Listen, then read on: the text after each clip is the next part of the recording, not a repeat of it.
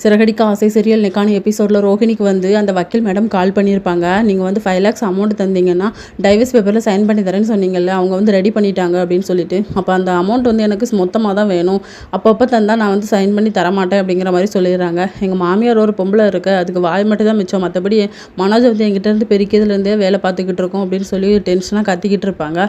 அதுக்கப்புறமா மீனாக்கு அவங்க அம்மா கால் பண்ணுவாங்க. 2 ரவுடி பசங்க வந்து நம்ம வீட்டே பார்த்துட்டு இருக்காங்க, எனக்கு பயமாக இருக்குது அப்படின்னு சொல்லிட்டு முத்துக்கிட்டே நடந்த விஷயத்தெல்லாம் சொல்லுவாங்க. சிந்தாமணி வந்து லேஸ்பட்டவ கிடையாது, அவள் வேலையை காட்ட தானே ஆரம்பிப்பா, நம்ம பார்த்துக்கலாம் அப்படின்னு சொல்லிட்டு. இன்னொரு பக்கம் மீனா வந்து பார்வதியோட வீட்டுக்கு போயிருப்பாங்க. எங்கள் வீட்டில் நடக்கிற பிரச்சனை எல்லாமே உங்களுக்கு தெரியும், எங்கள் அம்மாவுக்கு மட்டும் அடைக்கலம் தர முடியுமா அப்படின்னு சொல்லி கேட்டால் தாராளமாக வர சொல்லுன்னு சொல்லியிருப்பாங்க.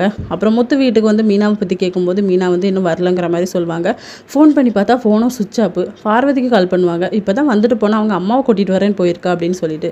அவங்க அம்மாவுக்கு கால் பண்ணால் என்ன ரெடி பண்ணி இருக்க சொன்னால் இன்னும் மாப்பிள்ளை வரல அப்படின்னு சொல்லி ஃபீல் பண்ணுவாங்க.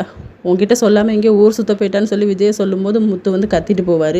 அதுக்கப்புறம் அவங்க தங்கச்சிக்கும் போய் கேட்பாங்க, அவங்களும் இல்லைன்னு சொல்லுவாங்க. பூக்கார அக்காட்டையும் கேட்டு பார்ப்பாங்க, அவங்களும் இல்லைம்மா நான் அவளை பார்க்கல அப்படிங்கிற மாதிரி சொல்லிடுவாங்க. முத்துக்கு வந்து பதட்டமாக இருக்குது. இதோட இன்னைக்கான எபிசோட் முடியுது.